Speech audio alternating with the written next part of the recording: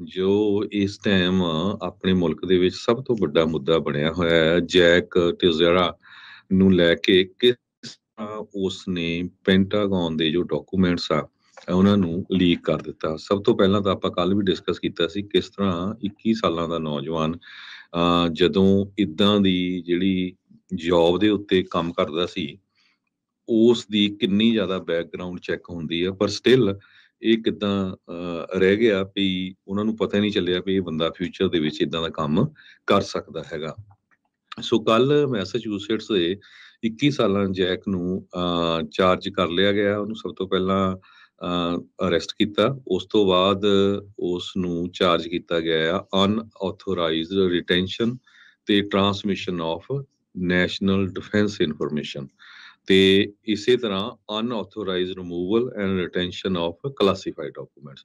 ਵੀ ਉਸ ਨੇ ਬਿਨਾਂ ਕਿਸੇ ਪਰਮਿਸ਼ਨ ਤੋਂ ਜਿਹੜੇ ਕਲਾਸੀਫਾਈਡ ਡਾਕੂਮੈਂਟਸ ਆ ਜਿੱਥੇ ਰੱਖਣੇ ਚਾਹੀਦੇ ਸੀ ਉੱਥੋਂ ਰਿਮੂਵ ਕੀਤੇ ਤੇ ਆਪਣੇ ਘਰ ਜਾਂ ਜਿੱਥੇ ਵੀ ਲੈ ਗਿਆ, ਉਸ ਤੋਂ ਬਾਅਦ ਉਹਨਾਂ ਨੂੰ ਟਰਾਂਸਮਿਟ ਵੀ ਕੀਤਾ, ਹੋਰ ਲੋਕਾਂ ਦੇ ਕੋਲ ਵੀ ਪਹੁੰਚਾਇਆ। ਮੈਸਾਚੂਸੇਟਸ ਦੇ 에ਅਰ ਨੈਸ਼ਨਲ ਗਾਰਡ ਨੇ ਪਹਿਲੀ ਵਾਰੀ ਫੈਡਰਲ ਕੋਰਟ ਦੇ ਵਿੱਚ ਅੱਜ ਸਵੇਰੇ ਬੋਸਟਨ ਦੇ ਵਿੱਚ ਜਿਹੜਾ ਉਹਨੂੰ ਪੇਸ਼ ਕੀਤਾ ਗਿਆ। ਅਟਾਰਨੀ ਜਨਰਲ ਮੈਰਿਕ ਗਾਰਲੈਂਡ ਨੇ ਅਨਾਉਂਸ ਕੀਤਾ ਵੀ ਜੈਕ ਨੂੰ ਅਰੈਸਟ ਕਰ ਲਿਆ ਗਿਆ ਸੀ FBI ਵੱਲੋਂ ਵੀਰਵਾਰ ਸ਼ਾਮ ਨੂੰ। ਤੇ ਐਫੀਡੇਵਿਟ ਜਿਹੜਾ ਗਵਰਨਮੈਂਟ ਵੱਲੋਂ ਪੇਸ਼ ਕੀਤਾ ਗਿਆ ਉਹਦੇ 'ਚ ਕ੍ਰਿਮੀਨਲ ਕੰਪਲੇਂਟ ਫਾਈਲ ਕੀਤੀ ਗਈ ਹੈ ਜੈਕ ਦੇ ਅਗੇਂਸਟ ਵੀ ਉਸਨੇ ਜੋ ਹਾਈਲੀ ਕਲਾਸੀਫਾਈਡ ਡਾਕੂਮੈਂਟਸ ਆ, ਨੈਸ਼ਨਲ ਦੇ ਡਿਫੈਂਸ ਇਨਫੋਰਮੇਸ਼ਨ ਆ, ਉਸ ਨੂੰ ਜਿਹੜੀ ਆ ਲੀਕ ਕੀਤਾ ਹੈਗਾ ਆ। ਜੈਕ ਦੇ ਕੋਲ ਟੌਪ ਦੀ ਸਿਕਿਉਰਿਟੀ ਕਲੀਅਰੈਂਸ ਸੀ। ਤੁਸੀਂ ਖੁਦ ਦੇਖ ਸਕਦੇ ਆ ਵੀ ਜਿਹੜੇ ਇਦਾਂ ਦੇ ਡਾਕੂਮੈਂਟ ਜਿਹੜੀ ਜਗ੍ਹਾ ਤੇ ਪੈਂਟਾਗਨ ਉਸਨੇ ਕੰਮ ਕਰਨਾ ਸੀ ਤੇ ਉਹਦੀ ਕਿੰਨੀ ਜ਼ਿਆਦਾ ਸਿਕਿਉਰਿਟੀ ਕਲੀਅਰੈਂਸ ਹੋਈ ਹੋਊਗੀ। ਤੇ ਇਸ ਸਿਕਿਉਰਿਟੀ ਕਲੀਅਰੈਂਸ ਤੋਂ ਬਾਅਦ ਸੈਂਸਿਟਿਵ ਜਿਹੜੇ ਗਵਰਨਮੈਂਟ ਦੇ ਡਾਕੂਮੈਂਟਸ ਆ ਕਿਸ ਤਰ੍ਹਾਂ ਉਸਨੇ ਫਰਵਰੀ 2023 ਦੇ ਵਿੱਚ ਇੰਟਰਨੈਟ ਦੇ ਉੱਤੇ ਜਿਹੜੇ ਆ ਉਹ ਲੀਕ ਕਰ ਦਿੱਤੇ ਹੈਗੇ ਆ। ਤੇ ਫੈਡਰਲ ਇਨਵੈਸਟੀਗੇਟਰ ਨੇ ਇੰਟਰਵਿਊ ਵੀ ਕੀਤਾ ਹੈਗਾ, ਡਾਕੂਮੈਂਟਸ ਵੀ ਉਹਨਾਂ ਨੂੰ ਜਿਹੜਾ ਆ ਆਇਡੈਂਟੀਫਾਈ ਕੀਤਾ ਯੂਜ਼ਰ 1 ਕਰਕੇ। ਤੇ ਸਭ ਤੋਂ ਪਹਿਲਾਂ ਕਹਿੰਦੇ ਵੀ ਇੱਕ ਇੰਡੀਵਿਜੂਅਲ ਨੇ ਡਾਕੂਮੈਂਟ ਜਿਹੜੇ ਆ ਉਹ ਅਪਲੋਡ ਕੀਤੇ ਸੀ ਜੈਕ ਦਾ ਜੋ ਟੇਜ਼ਰਾ ਕਰਕੇ ਯੂਜ਼ਰ ਨੇਮ ਆ ਉਸ ਦੇ ਅੰਡਰ। ਜੀ, ਇਹ ਮੀਮਸ ਜਿਹੜੀਆਂ ਆ ਉਹ ਬਹੁਤ ਬਣਾਉਂਦਾ ਹੁੰਦਾ ਸੀ। ਆਪਣੀ ਵਿਚਾਰਧਾਰਾ ਵਾਲਾ ਜਿਹੜਾ ਇਸਨੇ ਕਹਿ ਸਕਦੇ ਹਾਂ ਵੀ ਲੋਕਾਂ ਦਾ ਇੱਕ ਗਰੁੱਪ ਉੱਥੇ ਬਣਾਇਆ ਸੀ, ਸ਼ੇਖੀ ਮਾਰਦਾ ਰਿਹਾ ਵੀ ਮੈਂ ਆਹ ਕਰ ਸਕਦਾ, ਮੈਂ ਉਹ ਕਰ ਸਕਦਾ। ਉਸੇ ਦਰਮਿਆਨ ਇਸਨੇ ਇਹ ਜਿਹੜੇ ਡਾਕੂਮੈਂਟਸ ਲੀਕ ਕੀਤੇ। ਨਿਊਯਾਰਕ ਟਾਈਮਸ ਨੇ ਸਭ ਤੋਂ ਪਹਿਲਾਂ ਰਿਪੋਰਟ ਕੀਤਾ ਸੀਗਾ ਵੀ ਇਹ ਜਿਹੜੇ ਕੁਝ ਡਾਕੂਮੈਂਟ ਆ ਸੋਸ਼ਲ ਮੀਡੀਆ ਦੇ ਉੱਤੇ ਇਸ ਤਰੀਕੇ ਨਾਲ ਘੁੰਮ ਰਹੇ ਆ। ਤੇ ਫਿਰ FBI ਨੇ ਤੇ ਸਾਰਿਆਂ ਨੇ ਮਿਲ ਕੇ ਜਿਹੜੀ ਜਾਂਚ ਆ ਪੁੱਠੇ ਪਾਸੇ ਨੂੰ ਤੋਰੀ, ਜਿੱਥੇ ਲੱਭੇ ਉਸ ਤੋਂ ਬਾਅਦ ਪਿੱਛੇ ਵੱਲ ਨੂੰ ਜਿਹੜੇ ਹੋ ਗਏ ਵੀ ਆਏ ਕਿੱਧਰੋਂ ਹੈਗੇ ਆ। 102nd ਇੰਟੈਲੀਜੈਂਸ ਵਿੰਗ ਨੂੰ ਇਹ ਅਸਾਈਨਡ ਸੀਗਾ। ਇਹ 24/7 ਆਪਰੇਸ਼ਨਲ ਮਿਸ਼ਨ ਦੇ ਵਿੱਚ ਸੀਗਾ ਤੇ ਕਹਿੰਦੇ ਵੀ ਜਿਹੜਾ ਇਹਦਾ ਵਰਕ ਸੀ ਇਸ ਨੂੰ ਐਕਸੈਸ ਦਿੰਦਾ ਸੀਗਾ ਕਲਾਸੀਫਾਈਡ ਇੰਟੈਲੀਜੈਂਸ ਨੂੰ ਜਿਹੜਾ ਉਹ ਲੈ ਕੇ। ਸੋ ਇਹੀ ਨਹੀਂ ਹਰਜੋਤ ਸਿੰਘ ਜੀ, ਇੱਥੇ ਬਹੁਤ ਸਾਰੀਆਂ ਕੁਤਾਹੀਆਂ ਵੀ ਨਜ਼ਰ ਆ ਰਹੀਆਂ ਨੇ ਵੀ ਇੰਟੈਲੀਜੈਂਸ ਕਮਿਊਨਿਟੀ ਜਾਂ ਇਹ ਜਿਹੜੀ ਕਲਾਸੀਫਾਈਡ ਇਨਫੋਰਮੇਸ਼ਨ ਕੀ ਇੱਕ ਇੰਨੀ ਆਸਾਨੀ ਦੇ ਨਾਲ 21 ਸਾਲਾਂ ਦਾ ਮੁੰਡਾ ਜਿਹੜਾ ਉੱਥੋਂ ਕੱਢ ਕੇ ਲੈ ਕੇ ਤੇ ਬਾਅਦ ਦੇ ਵਿੱਚ ਡਿਸਕੌਰਡ ਵਰਗੇ ਸਰਵਰ ਦੇ ਉੱਤੇ ਜਿੱਥੇ ਗੇਮਿੰਗ ਦੀਆਂ ਗੱਲਾਂ ਜ਼ਿਆਦਾਤਰ ਕੀਤੀਆਂ ਜਾਂਦੀਆਂ, ਪਰ ਇਹਨੇ ਆਪਣਾ ਇੱਕ ਗਰੁੱਪ ਵੱਖਰਾ ਉੱਥੇ ਬਣਾਇਆ ਸੀਗਾ ਵੀ ਉੱਥੇ ਇਹ ਦਿਖਾ ਰਿਹਾ ਸੀਗਾ, ਦੱਸ ਰਿਹਾ ਸੀਗਾ ਵੀ ਮੇਰੇ ਕੋਲ ਆ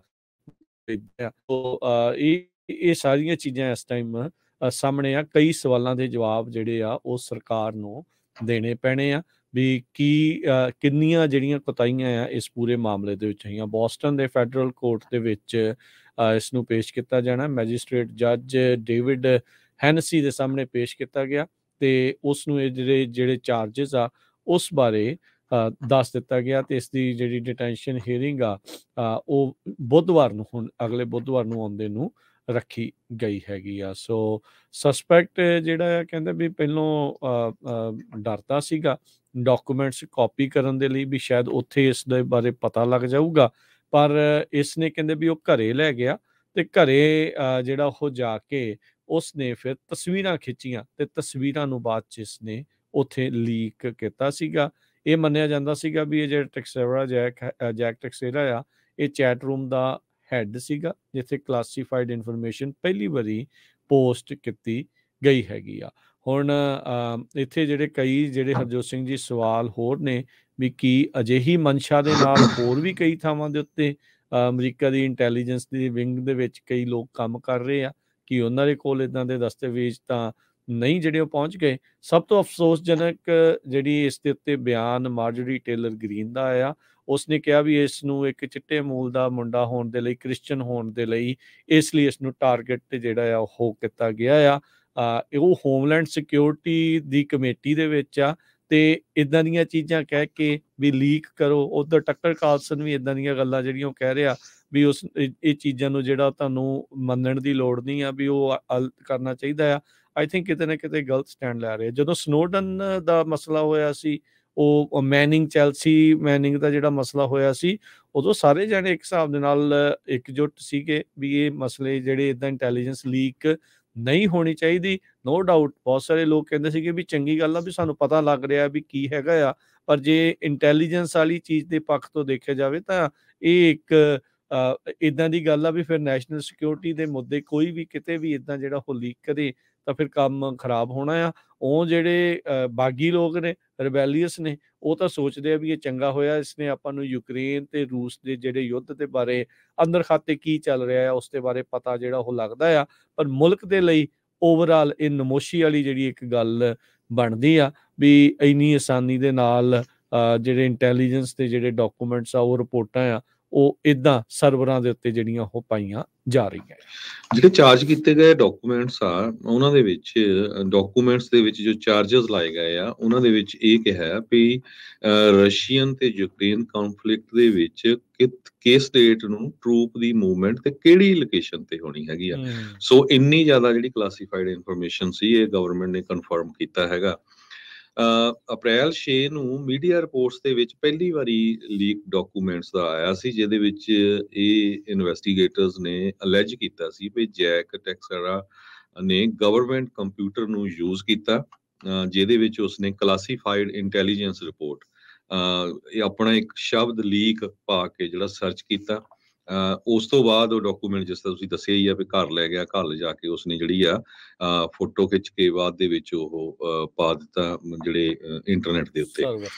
ਤੇ 21 ਸਾਲਾਂ ਦਾ ਜੈਕ ਨੂੰ 15 ਸਾਲਾਂ ਦੀ ਸਜ਼ਾ ਇਸ ਮਾਮਲੇ ਦੇ ਵਿੱਚ ਹੋ ਸਕਦੀ ਹੈਗੀ ਆ। ਤੇ ਜਦੋਂ ਉਹ ਕੋਰਟ ਦੇ ਵਿੱਚ ਵੀ ਸੀ, ਉਹਦਾ ਪਰਿਵਾਰ ਦਾ ਕੋਈ ਮੈਂਬਰ ਸੀ, ਉਸਨੇ ਕਿਹਾ ਲਵ ਯੂ ਜੈਕ।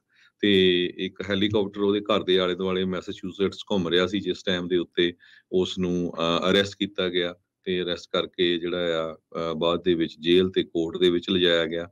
ਪੈਂਟਾਗਨ ਰੈਕਰਡ ਦੇ ਮੁਤਾਬਕ ਜੈਕ ਟੈਕਸਰਾ ਨੇ 에ਅਰ ਨੈਸ਼ਨਲ ਗਾਰਡ ਨੂੰ 2019 ਦੇ ਵਿੱਚ ਜੁਆਇਨ ਕੀਤਾ ਸੀ ਤੇ ਉਹਦਾ ਜਿਹੜਾ ਟਾਈਟਲ ਸੀਗਾ ਉਹ ਸਾਈਬਰ ਟਰਾਂਸਪੋਰਟ ਸਿਸਟਮ ਜਰਨੀਮੈਨ ਸੀ। ਸੋ ਦੇਖੋ, ਸਭ ਤੋਂ ਜ਼ਿਆਦਾ ਜਿਹੜਾ ਸਾਈਬਰ ਸਿਸਟਮ ਦੇ ਵਿੱਚ ਉਹ ਕੰਮ ਕਰਦਾ ਸੀ। ਸਭ ਤੋਂ ਕਲਾਸੀਫਾਈਡ ਇਨਫੋਰਮੇਸ਼ਨ ਜਿੱਥੇ ਹੁੰਦੀ ਉਸ ਡਿਪਾਰਟਮੈਂਟ 'ਚ ਕੰਮ ਕਰਦਾ ਸੀ ਤੇ ਉਸਨੇ ਜਿਹੜਾ ਆ ਘਿਨਾਉਣਾ ਕੰਮ ਕੀਤਾ ਤੇ ਹੁਣ ਉਹ ਅਰੈਸਟ ਹੋ ਗਿਆ ਹੈ।